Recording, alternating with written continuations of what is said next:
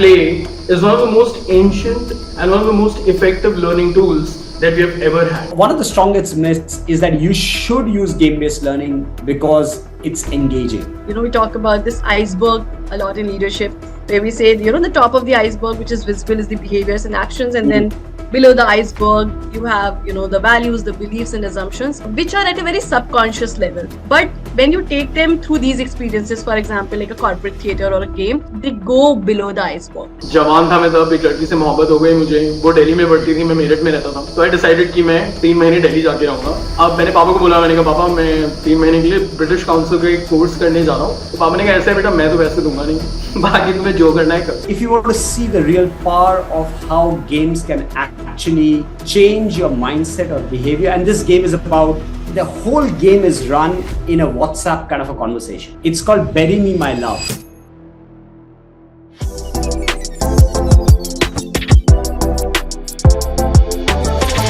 Welcome back to L&D 2.0, where we decode the future of workplace learning. I'm your host Harsh, and today's episode is one I've been specially looking forward, because we are going to focus on a topic that's fun, practical, and honestly a little misunderstood. We're talking about games, simulations, and learning through play. In corporate L&D, the word fun sometimes gets treated like what it is, a word. Like if people are trying to enjoy themselves, they couldn't possibly be learning something simultaneous. But here's the truth. The brain doesn't ignore what it enjoys. It never has. In fact, play is one of the most ancient and one of the most effective learning tools that we have ever had. Today, we are joined by someone who's turned that truth into a craft. Ajay Gupta, a game designer and a learning strategist who's built experiences that don't just teach, they transform. There's a special kind of magic, if I may, when curiosity takes the driver's seat and fun becomes the method. Our guest today has spent his life designing that magic. Ajay Gupta is the founder of Skills Cafe, a full-stack learning company that isn't just ticking the boxes of L&D, but reimagining the entire checklist. He's an expert in game-based learning, but more importantly, he's a storyteller at heart. Someone who believes that skills, when delivered right, can change not just how we work, but how we live. From creating deeply human learning experiences to building platforms like the Kahani Project, which quite literally gives children across the world the right to listen to stories, Ajay has always chosen the road less traveled. And let me tell you, that road, it's paved with impact, play, and purpose. Whether you're an L&D professional looking to break free of the boring, or an educator searching for your soul in your curriculum, today's conversation with Ajay is going to stir something in. Today is your opportunity to learn from someone who's not just building a company, but crafting a culture of joyful, meaningful learning. Welcome, Ajay. Yeah, really happy to be on this podcast. Really happy to share what we have been building, what I have learned, my experiences with play, storytelling, games. Really looking forward to this conversation. Thanks for being on the show today, Ajay. And of course, Ajay and I are accompanied by Sakshi, who has sort of become our in-house L&D expert now. Sakshi and I have been on this journey together for a while. I have to say, a few things in my life have given me such joy and energy as this particular collaboration has. Sakshi is an ICF certified coach. She's a mentor to so many. She's a mother. One of the most wonderful things about Sakshi is how invested she is in whatever she does, how she pushes the boundaries and almost guarantees success in every project that she touches. She's my colleague, my supporter, and most importantly, and I'm so proud to say this, she is my friend. And once that happens, Sakshi makes sure that her friends succeed. I've experienced that firsthand. I'm experiencing that now. Welcome, Sakshi. See, I found a new way. Yeah, great. But I'm yet to find new ways to thank you. But I think this part is also becoming my favorite part, because I think these are the kindest words I hear in the week. So thank you, Harsh. Thank you so much. Welcome as usual. I'm so happy to have both of you here. Thanks for joining in. All right then. Like we said, today we're going to talk about how we can learn from games. Can they really teach people? And we'll ask a lot of questions related to that particular aspect to both our guests, Ajay as well as Sakshi. I'll start with a quick story first, though, before I come up with my first question. Almost about 5 years ago now, I was working as an assistant professor at Amity University, Noida. And there was this one student in my class, one specific guy who had a slower learning curve compared to everybody else. So it was not just a slower learning curve, it was also a lack or an unwillingness to repeat certain things. So let's say I explain a concept to the entire class. Some people get it in one go, some people question and get it in the second or the third go. But like I said, there was a slower learning curve. But then he would try for 3 times and just would not repeat, would not try again. And the learning curve completely stopped. So I taught him in his first semester, then I met him again in his third semester, then I met him again in his fifth semester. So this is when the fifth semester was going on. And there was this inter-university football tournament which was about to happen. And our department was struggling to come up with a team of boys because English was a subject almost dominated by one gender. And हमारा boys team बन ही नहीं पा रहा था. So even though how bad he was, I asked him to come and become the goalkeeper for our team. So we had a couple of practice sessions जहाँ पे शाम को I was just teaching them some basic football concepts. So ideally I was a teacher in that department, but I had taken up willingly, I had volunteered for that sports responsibility. So, I mean, football being football and all my love for that. So, in the evening, I was teaching him a concept called a high drive.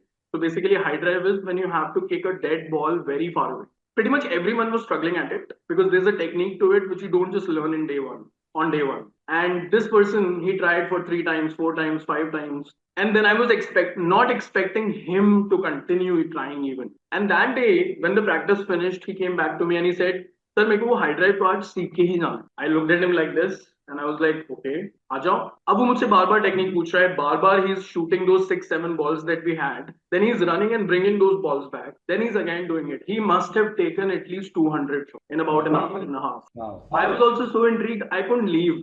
I couldn't tell him कि मुझे घर जाना है. And he kept on doing it. Not that he got it completely right, but that day I learned something about him and I learned something about using games and learning for the first time. People learn differently when they're in motion, when the brain feels engaged rather than being instructed. And my entire perspective towards him, towards the methodology of learning changed. So let me ask you, Ajay, what actually makes a game educational, not just entertaining? I mean, I just loved that example, and you know that just shows the potential of what we are really after as learning professionals. You know, we are really after change. We are really after behavior change, and we are really after how do we make people rise up to the potential that they all have. Right? That's our pursuit. I mean, Sakshi is from the same domain, and we realize that's what we live for. And as a football coach, you are actually trying to attempt that as well. You're trying to kind of unleash that inner potential,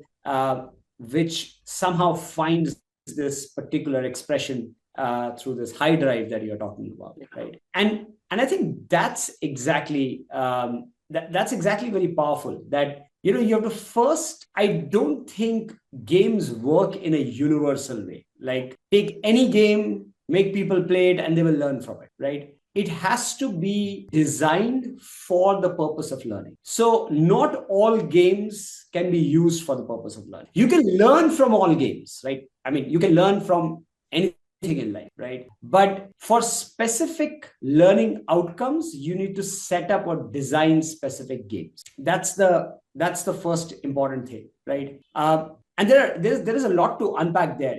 This kicking the ball, seeing how far it went, and reflecting on whether you got it right is the core feedback loop of a game, right?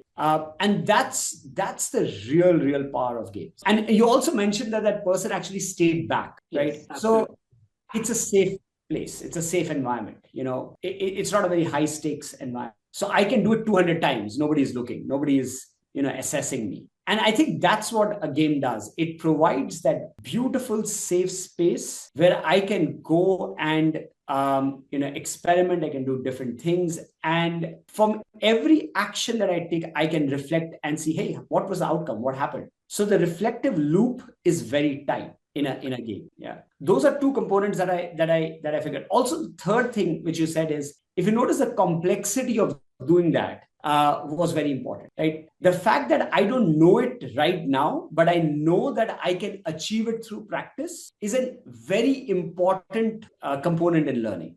Absolutely. What learning practitioners who are using games need to, probably the way we design it, is to figure out how can I make the experience difficult, where I need to expend some energy trying to achieve it, but it's not, the achievement is not very far away, and neither it is too easy. I mean, just going into that flow state. Absolutely. Those are some of the things that I got immediately, because you gave such a very powerful story to start with. I could relate everything that I thought of. Safe space, a challenge, a tight reflective loop of my attempt at something and receiving a reflection and I reflecting it. And in my reflection, I also adjust, right? And being able to try that out in a safe space. I think these are some of the components of a game-based learning environment. So just a quick paraphrasing of what you said, and please correct me if I'm wrong, Ajay. This is for our viewers. So when we talk about the idea of making games not just entertaining, but educative or transformative in a way, the idea is that games don't work in a universal manner. All games would not work for everybody. That's one. It has to be done so games have to be designed for specific learning outcome. Specific games for specific learning outcomes. So आपका purpose और objective बहुत important हो जाता है. Then of course games provide that safe space to people, and yet it has to be challenging. Not as challenging as, okay, you can't expect someone to be Messi or Neymar on day one or even in 6 months, but it has to be challenging enough, yet not completely out of reach. So Sakshi, do share your experience also on the same. What have you seen these? Games. Have you been able to identify what makes game-based learning educational, not just entertaining? Because that's a common myth associated with games. What is fun is not serious enough for learning to come out of. Yeah. So I was so engrossed listening to Ajay that I just almost forgot that I also have to speak later about it. But I think a lot of points that he mentioned are very relevant. Like he said that, that flow state, that it said that learning happens when you are in that flow state, and that flow state is achieved when you have that optimum amount of challenge. Because if it's too less, then it becomes boring, or if it's too high, it becomes frustrating and stressful. So getting that right amount of challenge is very, very important. And like he said, you have to begin with the end in mind. So what is it? What are the learnings that you want to drive out of it? And for that, one is obviously the game, but the more important part is the debrief that you do after the game. Because a lot of times I've seen that, when people conduct these games, administer these games, and then it's left very abstract for people to pick up anything. I've seen people walk out feeling more confused than finding more clarity. So actually, was there the challenge that Ajay spoke about, that maybe not every game is meant for everybody? Is that what happened, or there was just no learning takeaway from it for anyone? Because the reflections, if you keep the reflection very open-ended, saying what was your learning from the game, that it doesn't work. Your debrief has to be tied to, like he said, that what is the learning that you want to drive out of it. So for example, if we're talking about delegation, then in your reflections, in your debrief, we have to connect it back to delegation. And also because how adults learn is we are always reflecting on our experiences and looking at patterns. So taking those experiences and relating them back to the patterns in their professional life, that also is very powerful. Like, how does this thing play out when you are, say, doing something with your team, and then suddenly there is an insight. So I think the debrief is very, very important, is what I have experienced in my journey as an L&D professional, and that makes all the difference when we're administering games. Ajay, I'm sure with all the successful things, all the successful examples that you must have seen, have you seen certain things failing because there was hardly any debrief, or there was a lack of, insight when it comes to debriefing people? Yeah.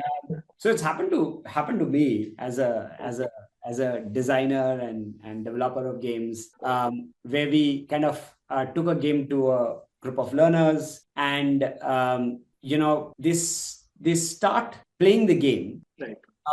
And halfway through it, like 10 minutes or 15 minutes through it, we were doing a game on diversity, helping people understand inclusion and diversity. It was a game which we were running virtually, and we had a quite a nice group and team there. And what happened was that the game was not calibrated very well to the existing know-how or the knowledge level of the participants. So we had created the game for people who are new to the concept of inclusion, or don't have that much of past experience or exposure to that idea. And we started playing that game, and then 10 minutes through this, one of the person said, "Hey, why are we doing this exactly?"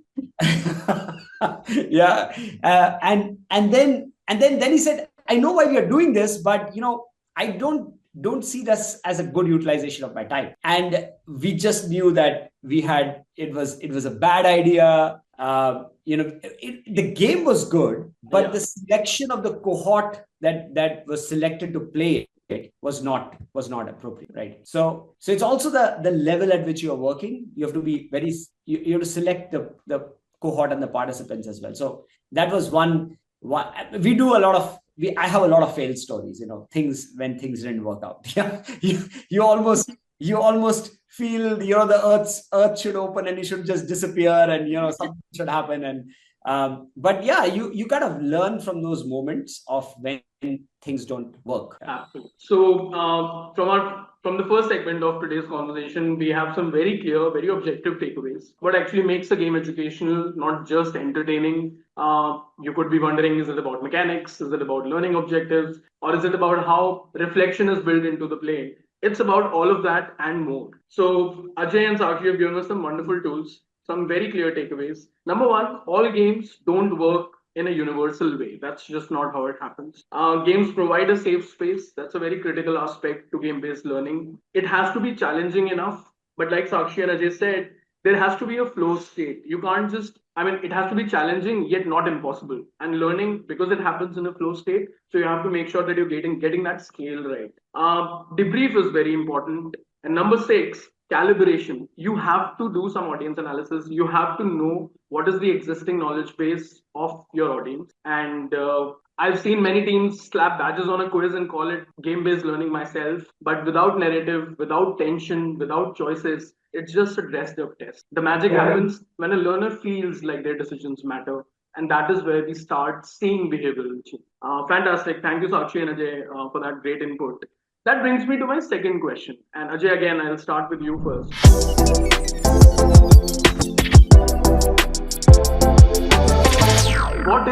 What are some of the biggest myths that you've seen in the market about game-based learning, especially in corporate learning and development domain? So the first, while one of the strongest myths is that you should use game-based learning because it's engaging, right? So the myth is that engagement is what you are looking for from a learning program, right? And I know why this is true.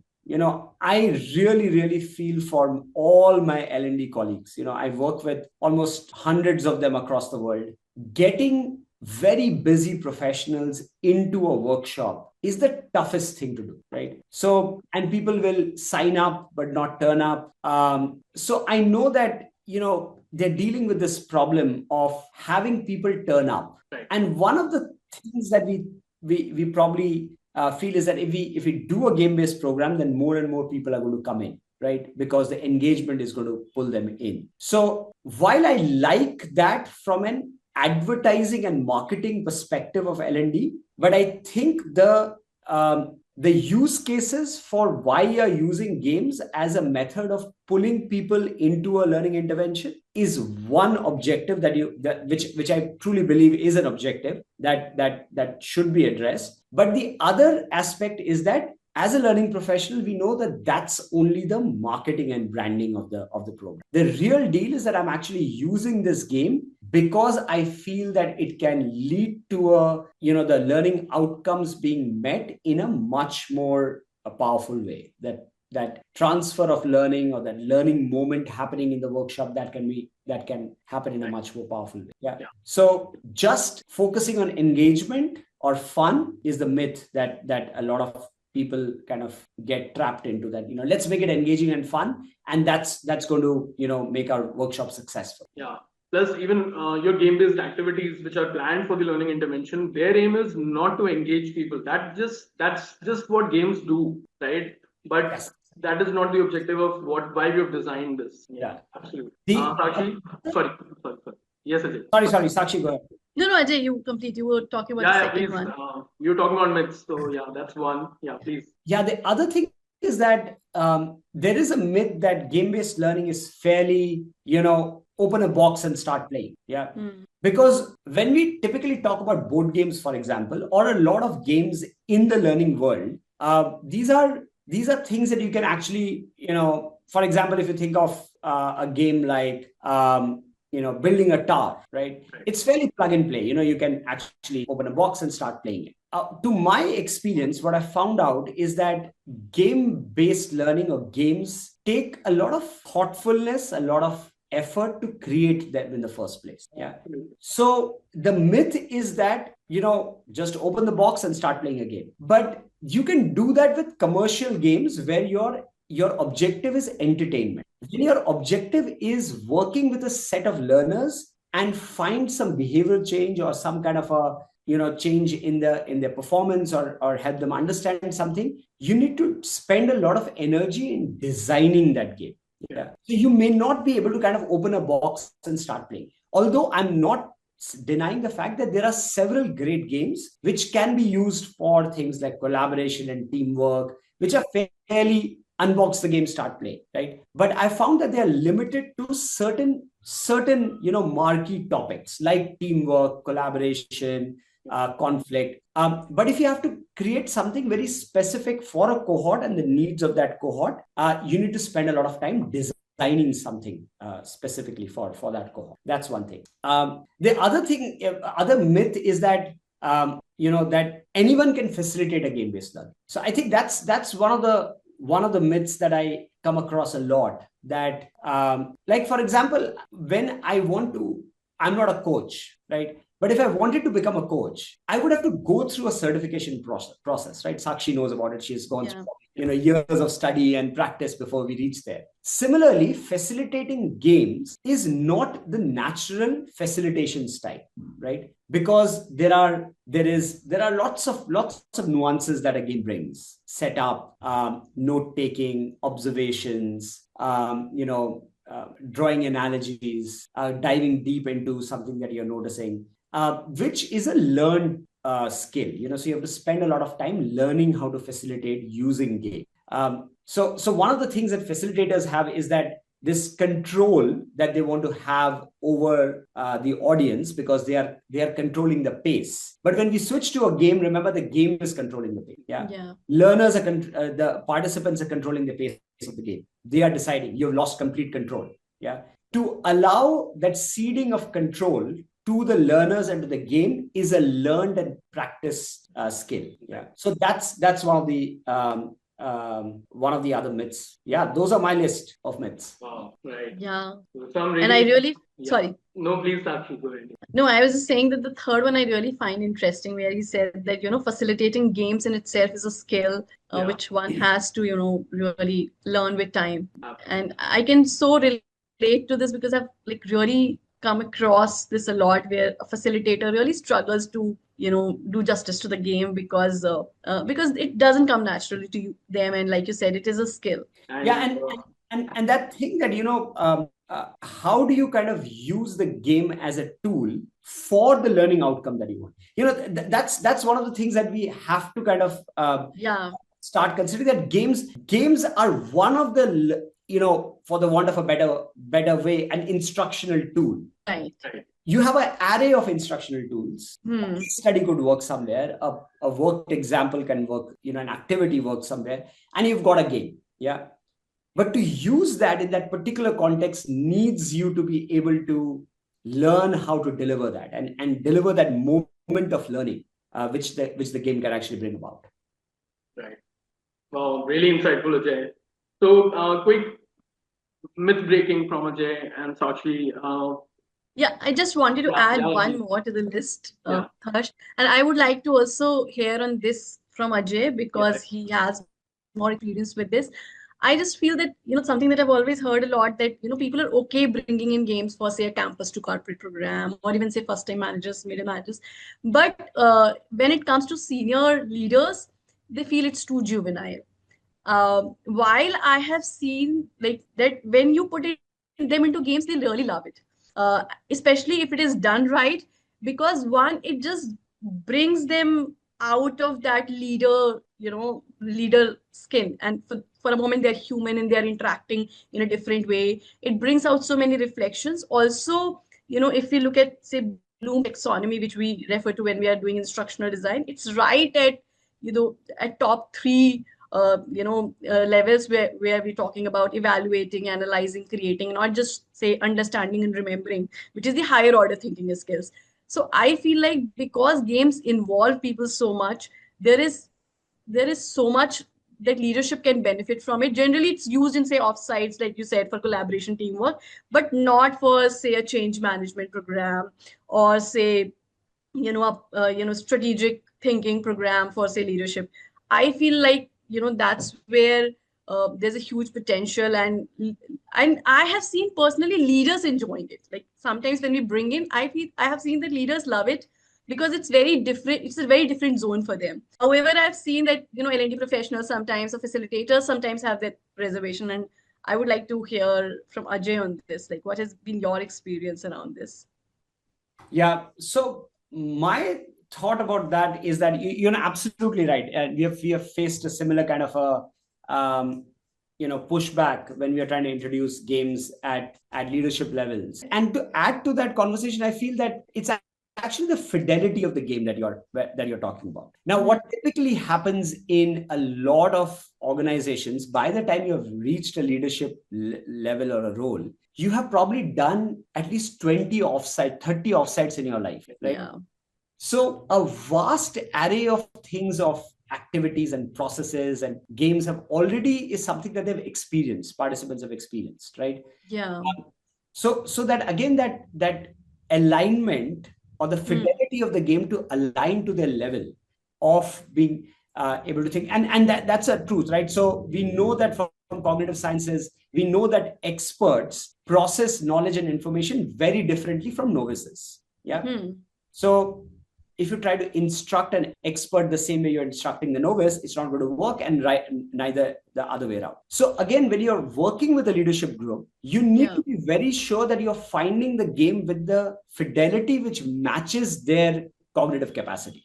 Yeah. Right. That's why it is so important that, and that's why sometimes the pushback, because I have found that a lot of the games that are used for leadership contexts sometimes don't have that fidelity. And also the other part of it, the economics of creating a game, because I do a lot of game design and create those games, is that most game developers or providers in the learning space create a game which can then be used in multiple areas. But if you're talking with a leadership group, for example, unless it's a strategic thinking or some specific areas, you typically are building something for just one cohort with very little reusability across. So most people are kind of sitting back and say, hey, I've got just one workshop, I'm going to get like 6 hours with these leaders.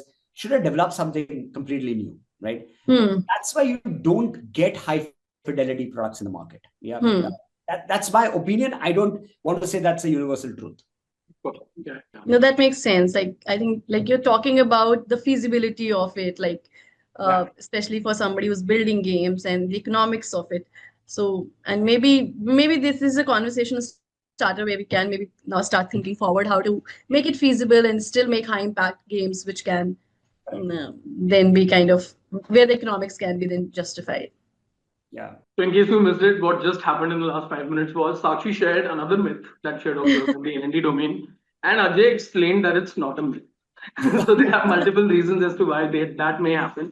Sorry, Sakshi, I could not help myself. No, that's okay. I mean, I just wanted to check that with him because obviously he has more experience with this. No, of course, very valid reasons. So the fidelity of it, experts processing information in so many different ways. Chances are they've probably gone through similar games over the last 20 years of their work experience, etc., etc. And because you're not getting a lot of these programs as someone who is working on creating these games, there could be a possibility that you're not really trying, because the reusability of the game is so less. Right. There is a probability that you're not really working. I just have one follow-up question for Ajay. However, but do you feel, if we just like take out the economics of it and the feasibility of it, and if we just talk about the impact, do you feel that games, if designed well, can be impactful at a senior leadership level? Absolutely. Absolutely. Yeah. Um, I was in a 4-day long simulation game. Some of our top, some of our colleagues, I used to, in my previous organization, we actually went to a offsite in Mud Island, literally locked up for 5 days playing one game, which was a simulation game. It was based on an insurance simulation game. It was phenomenal, right? And the kind of learnings that came out of it, and the understanding of the principles and negotiation and tactics of reinsurance and everything that came out, which is very difficult to explain sitting in a classroom, right? Yeah. But the organization that actually delivers that game is a group of people who are math, economics, and professors who build this game, and they've been running this game for 30 years. Wow. Yeah. So Oh. to achieve that fidelity, Yeah. you need to kind of, that's what I'm trying to say, Yeah. you can do it, but to achieve that fidelity, you need to kind of design at that. Right. Because obviously, and another thing that I've seen is that anyway, it's not easy to create any high impact intervention for leadership, because you have to have that kind of experience, you have to Exactly. have that kind of complexity, you have to have that kind of depth to whatever you bring to them. So anyway, whatever you bring to them has to have that kind of depth Exactly. and experience and complexity and layers. Yeah. While, finding a case study as an instruction tool for a leadership group is usually easier, right? So, Yeah.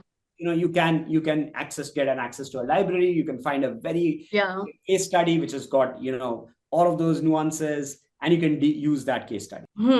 The development of a game is more nuanced. There's Yeah. a lot of development time associated. Right. But However, if we talk about, say, a case study also, it still is at a certain level where they are, talking about, they're still analyzing, like this, it still doesn't involve them to that extent. absolutely. Yeah. Completely with you that, should you use games in leadership more? Yes, absolutely, you should use it. But be aware of the fact, and be aware Yeah. of the fact that it has its, own associated. Yeah. So I was just talking about this one last point where, we talk about this iceberg a lot in leadership, where we say, the top of the iceberg, which is visible, is the behaviors and actions. And then below the iceberg, you have, the values, the beliefs and assumptions, and which are at a very subconscious level. So till the time we're still engaging people cognitively or cerebrally, we feel like we're still at behaviors and actions, because they'll say what's the right thing to do, what's at the conscious level. But when you take them through these experiences, for example, like a corporate theater or a game, I feel like, they go below the iceberg. And that's Yeah. where a lot of beliefs and values and assumptions, come to the fore, and then there are reflections around that. So that's another thing I feel, which makes it very, very powerful for sometimes at leadership level. Yeah, absolutely. I love that, that the iceberg thought process, that you can really go deeper into why did you do this, or what was the Yeah. what was your cognitive machinery telling you, or your emotional machinery telling you, that resulted in this behavior or this action. Yeah. Very So, nice. but very interesting. Like, I think Very interesting, yeah. there's a lot to explore. Yeah. Absolutely. All this while you guys were debunking some myths when it comes to game-based learning in corporate L&D, I got reminded of something that happened such a long time ago, man. So I was still between my graduation and my masters. So this is 2011. जवान था मैं तब, एक लड़की से मोहब्बत हो गई मुझे, वो दिल्ली में पढ़ती थी, मैं मेरठ में रहता था. तो आई डिसाइडेड कि मैं 3 महीने दिल्ली जाके रहूंगा, ये ग्रेजुएशन और मास्टर्स के बीच का जो मेरा विंडो है. अब मैंने पापा को बोला, मैंने कहा पापा मैं 3 महीने के लिए ब्रिटिश काउंसिल का एक कोर्स करने जा रहा हूँ और मेरे को वहीं पे रहना है. तो बोले तुम्हारी क्लासेस कितने दिन है? तो आई टोल्ड हिम 2 दिन है हफ्ते में, 2-2 घंटे का. तो बोले पूरे हफ्ते क्या करोगे? तो मैंने कहा नहीं नहीं कुछ नहीं, और भी कुछ ना कुछ, I find some learning opportunities, but I want to do this course. तो बोले गो फ्रॉम मेरठ ना, it's nothing, 3 hours, go every Wednesday Thursday whenever your class. मैंने कहा नहीं नहीं मेरे को वहीं रहना है 2 महीना 3 महीना व्हाटएवर. तो पापा ने कहा ऐसे बेटा मैं तो वैसे दूंगा नहीं, बाकी तुम्हें जो करना है कर. तो I thought I take a job. मैंने उधर कुछ जगहों पे अप्लाई किया, including some call centres in Delhi, Gurgaon, and all whatnot. So there was this I'll not name the organization because of the example or the story that I'm going to narrate, but there was this organization which was doing digital marketing in 2011 for the hotel industry primarily. And I got this content wala role वहाँ पे. So I was supposed to create Facebook, Twitter, LinkedIn posts, just the post, right? मैंने कहा ठीक है, ये तो अब काफी बढ़िया हो गया, अब एक फ्लैट लेते हैं, वहीं रहते हैं. तो मैं इनफैक्ट 2 महीने 3 महीने की जगह में वहाँ 4 महीने मैंने वो जॉब किया है. Then I came back for my master. So one weekend during my stint in that organization, the leaders decided, it was a very small net, 70 people working on the same floor, from the topmost guy to the security guard. Everybody was there. And one weekend they invited everybody for Lodi Garden में आज जाएंगे सब लोग and we'll have a blast. So obviously years later I understood कि उसका objective या उसका purpose क्या रहा होगा from the leadership team. Why did they invite the entire team for lunch? सुबह से वहाँ पे लोग क्रिकेट खेल रहे हैं, फुटबॉल खेल रहे हैं, सब कुछ चल रहा है, right? So the joke is their objective, that's one, team building, team bonding.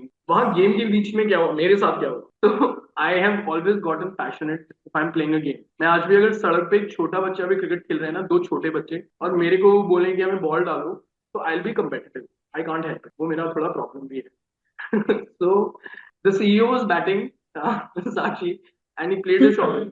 मैंने ऐसे 2-3 फुट साइड में डाइव मारा, बॉल रोका और उसको रन आउट कर दिया. Which is okay, all in the spirit of the game. I didn't even think anything about it. Lunch पे a colleague of mine comes to me and he says, "bro ये क्या किया? CEO को run out कर दिया. ऐसे इतना मेहनत से, इतना पैशन से तो कोई नहीं खेल रहा. ये सब क्यों कर रहे हो?" And suddenly I realized that okay, 5 people have taken it in some that I'm trying to, I don't know. Yeah. So again, the objective or the purpose of the entire task suddenly goes out of the window. Anyway, Ajay and Sakshi gave us great insights.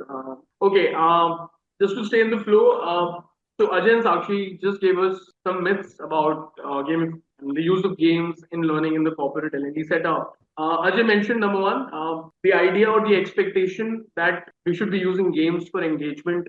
That's completely wrong. Yes, from an advertising or marketing or branding point of view, it might work, but that is not what the game is being designed. Number two, the expectation that you can just open a box and start playing. While it works for certain games, and I mean, there are a lot of games and there are a lot of game-based learning activities where you can just plug and play. But when we are really targeting behavioral change, when we're trying to achieve certain outcomes, that expectation is probably not the correct. Again, Ajay also spoke about number three, that not everyone or anyone can facilitate a game-based learning. And when I say not anyone or everyone, I mean all the facilitators also. Using games or facilitating game-based learning is a skill that you have to learn, practice, and master. Number four, using games as a tool for achieving learning outcomes when you're essentially doing senior leadership programs. Sakshi spoke about the lack of game-based learning when it comes to senior leadership. There are multiple reasons to it. We discussed those at length, but of course, they can be useful. Ajay gave us a wonderful example about the insurance activity, and he spoke at length about the organization that does it. So you can engage people. Engaging anyone, but senior leaders for one day is such a difficult task in a classroom. And Ajay, you told us about the entire leadership team being engaged for 5 days continuously and great learning outcomes coming from it. So there are sensational examples of game-based learning when it comes to leadership. And that sort of brings us to the end of the second segment of today's session.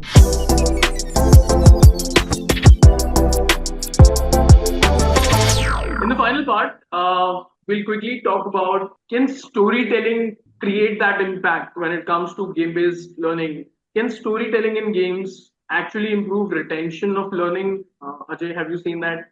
And how do you weave a narrative without making it feel like a children's cartoon? Because I know, sorry for the extreme, but we hear those kinds of words. Yeah. So, I think this is my favorite segment because I happen to be a game designer, but I'm also a storyteller, right? So, and I find this interplay between storytelling and games one of the most powerful things. So, how do we bring in characters who are beautifully crafted into your game world? So, when you start a story, like, Harsh, you told us a story about, coming to Delhi or the football, you transported us to a time and space. Yeah.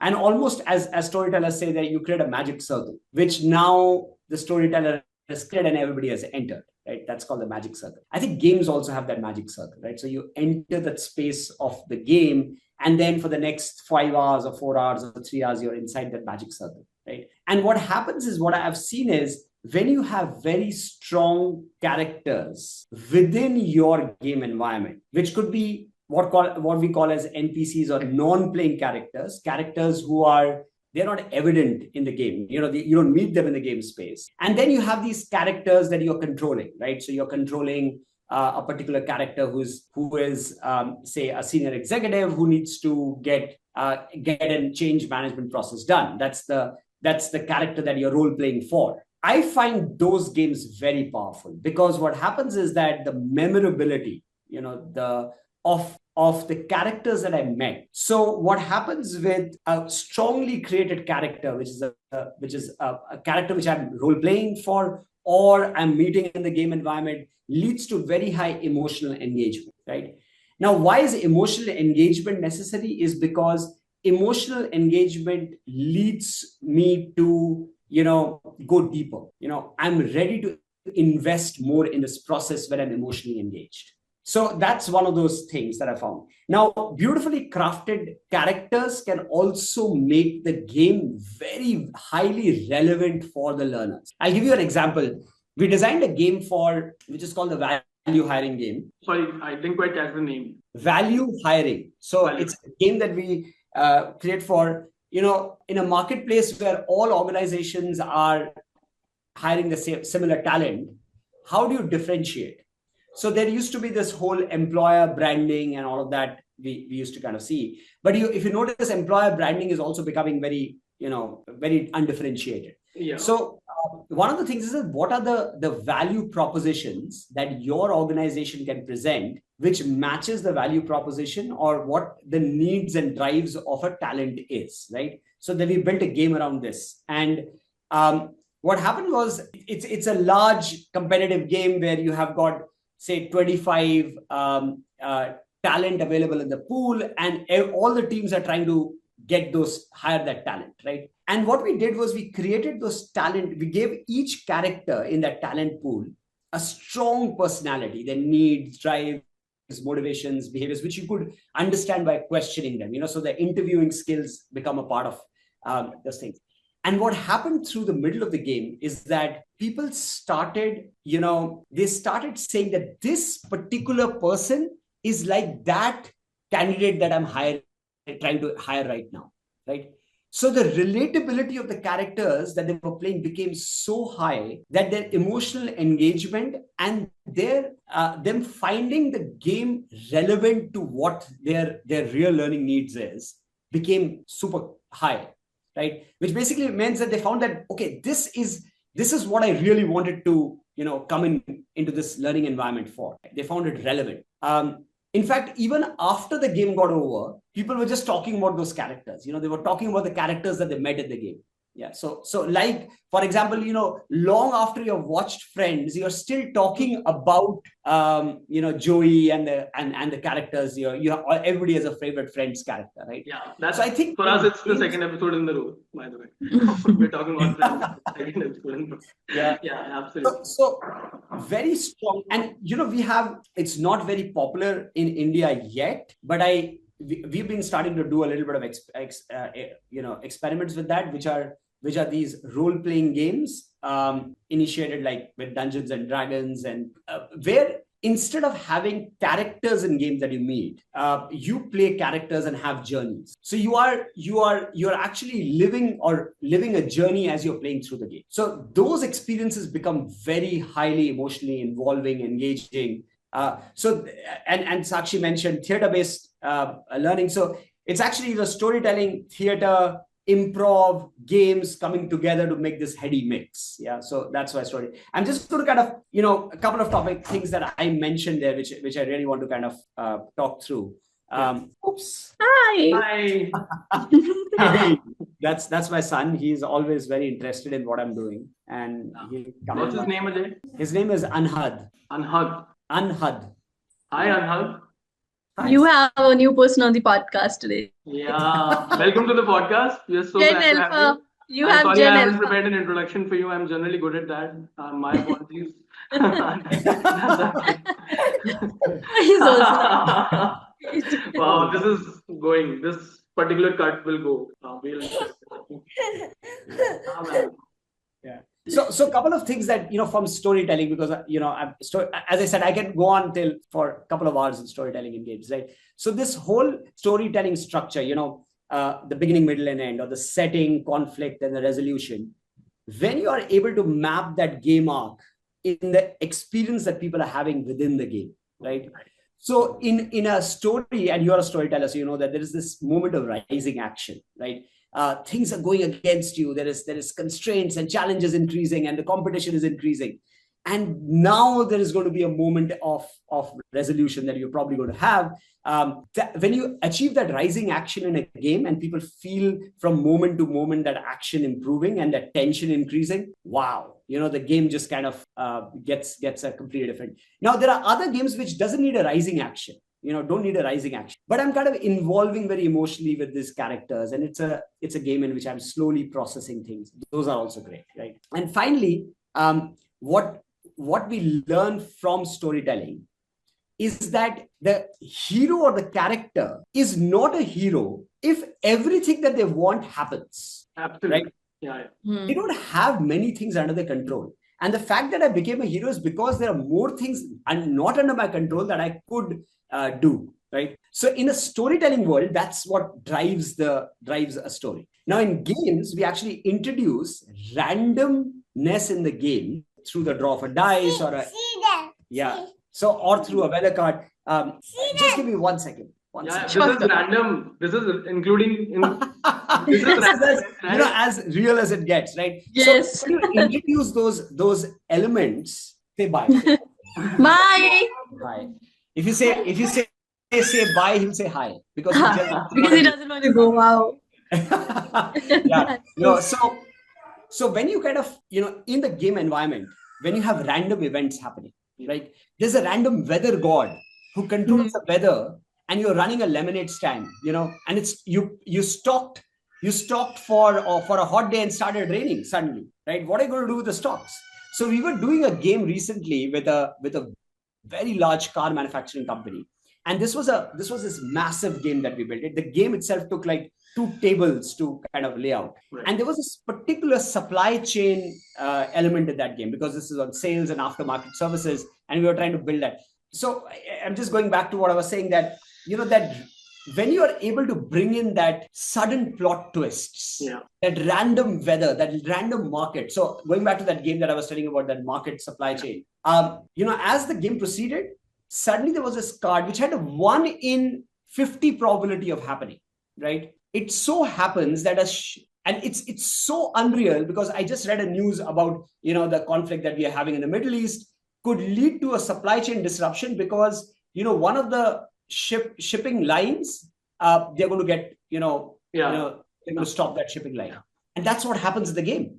So you're dependent on supplies and supplies of parts, and in 1 in 50 probability in a card deck, and that happens in the game. And suddenly everybody who was, not stocking or not doing proper stocking, suddenly, although they were leading in the game, they start losing out market share because they are losing out to competitors who have stocked nicely, right?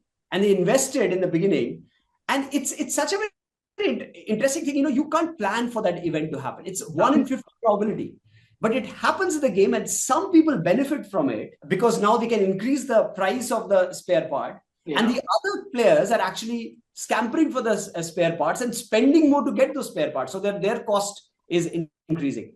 We could have never imagined, and the workshop just erupted at that moment. People were like, we don't want to play anymore. This is when they say we don't want to play anymore, they just kind of they're just responding to, hey, what happened? It felt so real. It felt so real, right? And they sit back and then they say, hey, we should have just planned for that for events like this. And that's a learning moment. That's the learning moment of the game where you're just sitting and saying, okay, how can I take this back into the real world? This could happen to you tomorrow. You could face a supply chain disruption. How you you going to plan for it? Do you have buffers and stocks and all of that planning in place? Now, if you don't think like a storyteller, you will not think about plot twists and possibilities of introducing certain things like that in the game, right? So that's where, I find my background in storytelling helps me design games so much. Ajay, would be just a follow-up question, quick one on that. Would it be fair to say that when it comes to game-based learning, essentially storytelling is okay, it's a skill by itself. But when it comes to game-based learning, the idea is to sort of include these accidental elements or things which are beyond your control. So, I mean, I see the impact. And while stories can also have a certain impact, and I mean, they're very impactful. But so this is just like Aristotle and Shakespeare, right? Aristotle came up with certain rules. Tragedy comedy से अलग होगा, comedy के अंदर tragedy नहीं हो सकती, tragedy के अंदर comedy नहीं हो सकती, for example. And yet Shakespeare was like, ठीक है, सब कुछ होगा, life में सब कुछ होता है. So, right. So, would you say then the Shakespeare analogy is the way we should be designing games for learning? Absolutely.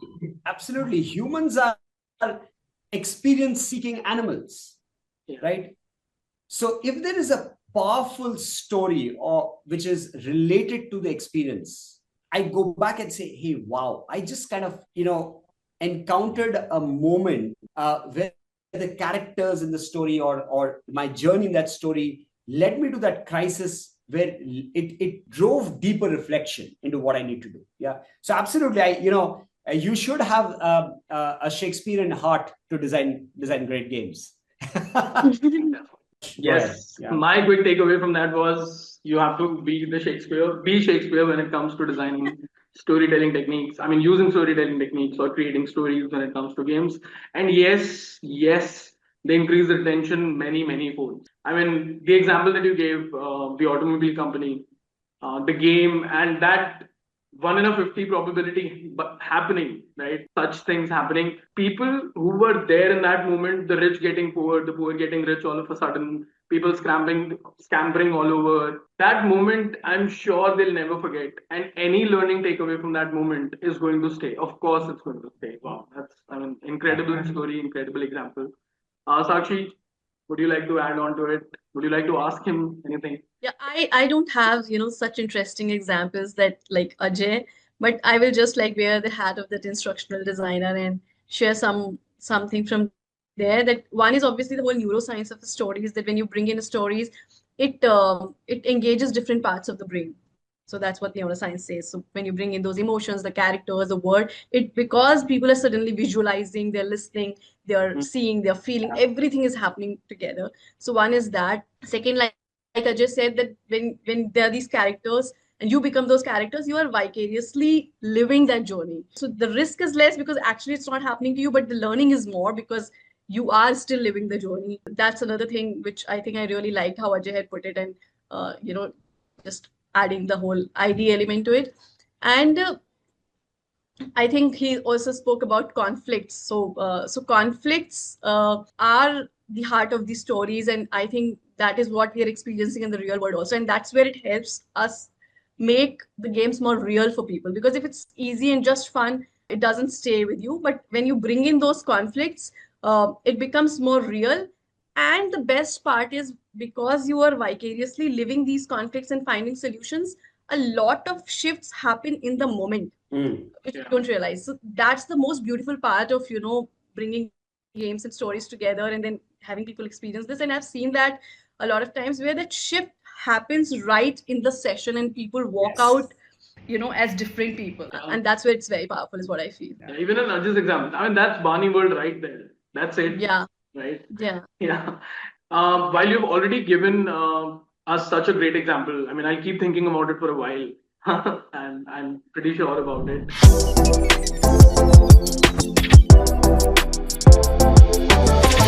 Sakshi, maybe this time I'll start with you first.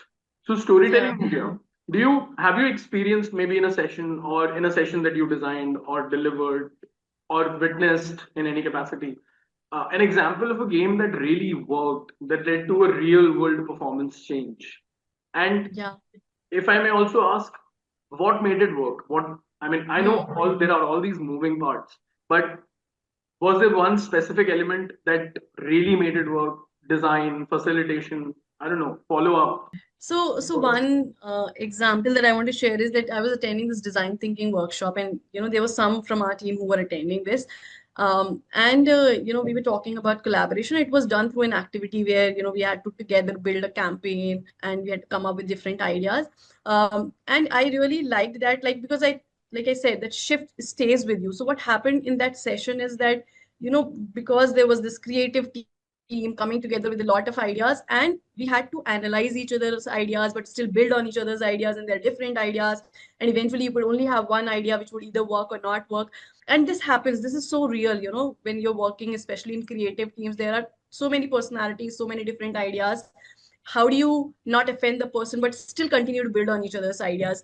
And in that game, what was also introduced was a method to the madness somewhere in how to do it, and that stayed with me. And like to date, I have become more comfortable, analyzing people's ideas, and then helping them build on my ideas. I think that stayed for the whole team, and then eventually we could collaborate better because we could focus on the problems and not get personal about it.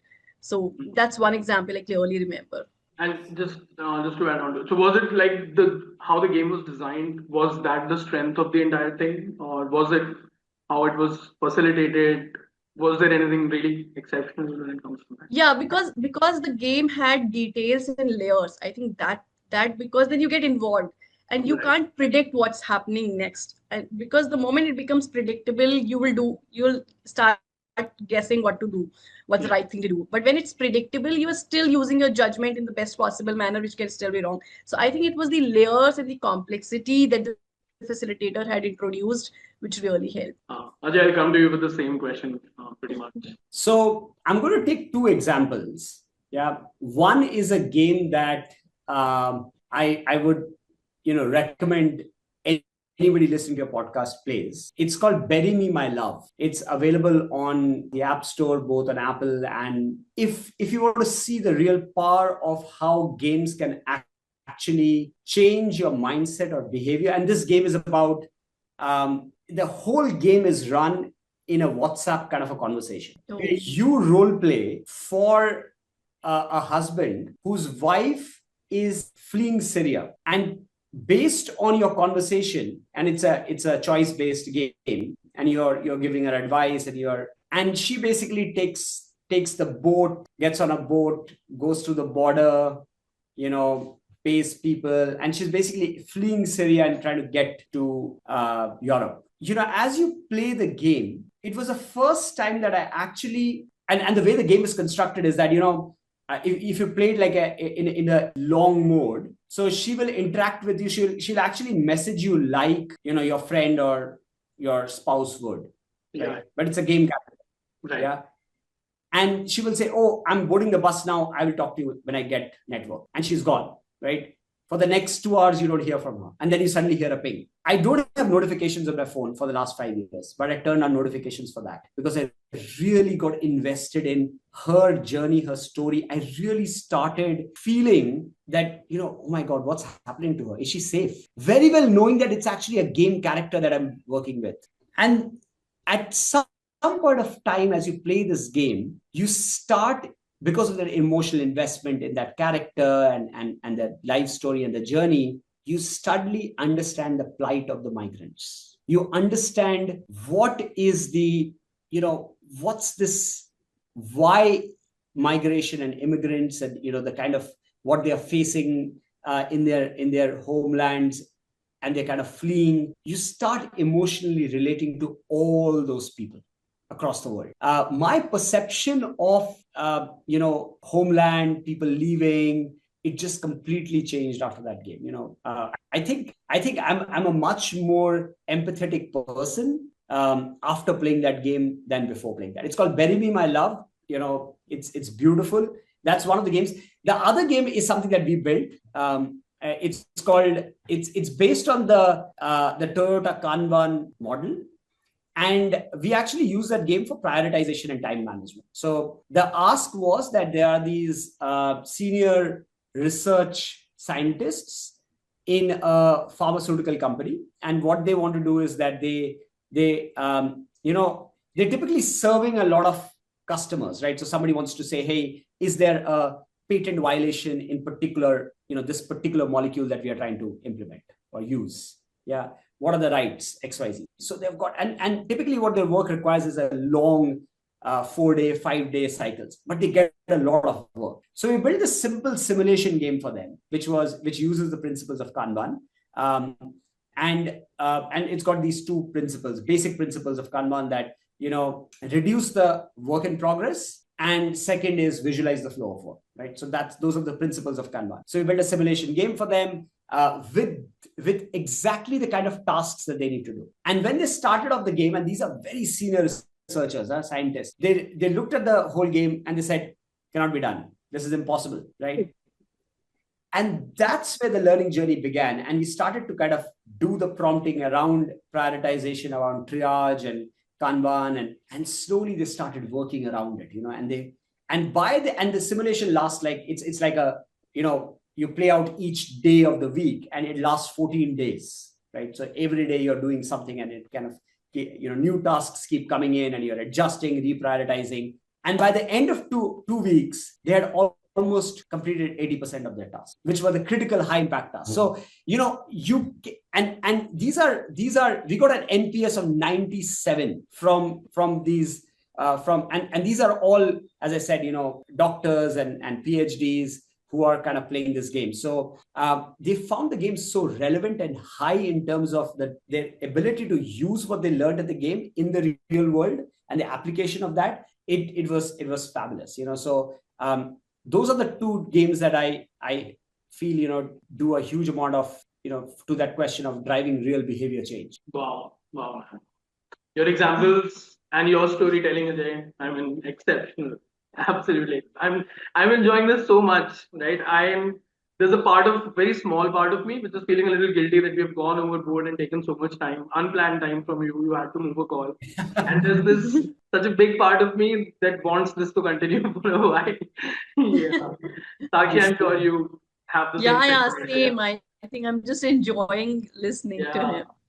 Yeah. Wow, fantastic. I just want to add one more thing, and I feel like, games also kind of over a period of time help in building character, because one is what's happening in the game, but because that whole idea of being attached but still not taking it too seriously in itself is a good, character trait to have. Absolutely. And how I've realized this is because, I have an 8-year-old son, and generally, they start playing games at the age of 4.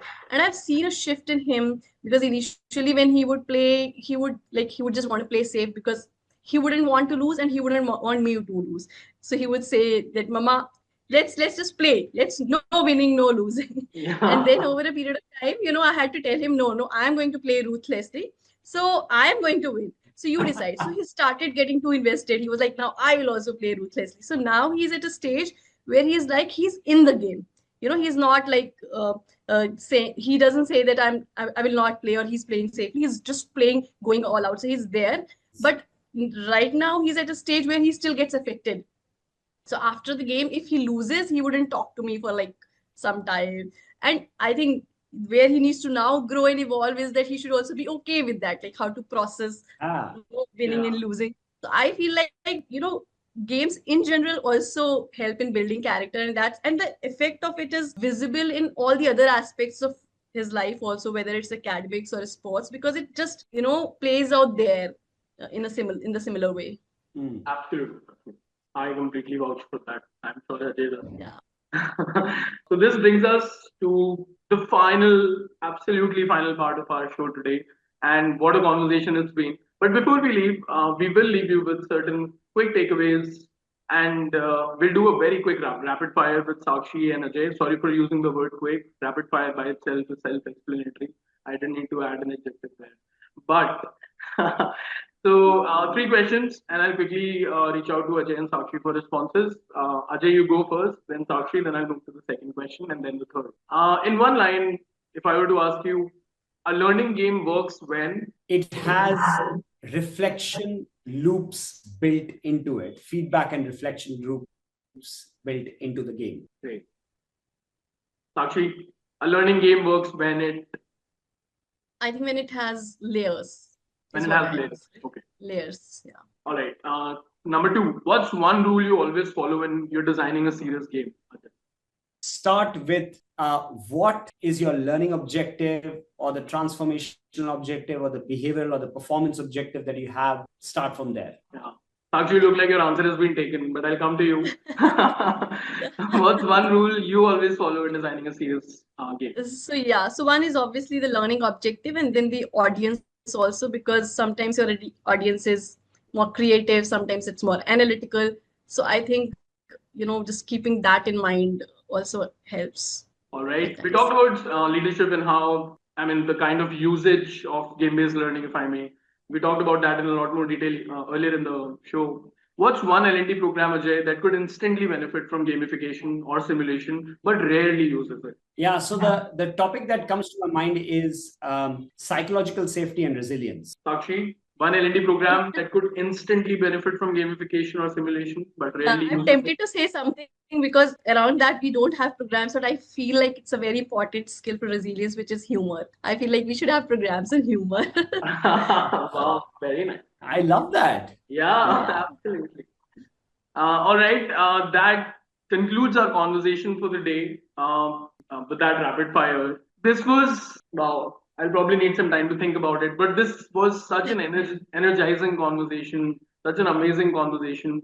If you're in L&D and still relying on slides alone, this episode is your call to explore the power of experiential game-based learning. There are so many more tools that you have at your disposal. Explore them. Huge thanks to Ajay for bringing fun, play, purpose, and proof to today's conversation. And of course, Sakshi, we'll be back next week with more from the frontiers of workplace learning. Until then, keep learning boldly. This is LND 2.0, and I'm your host, Harsh.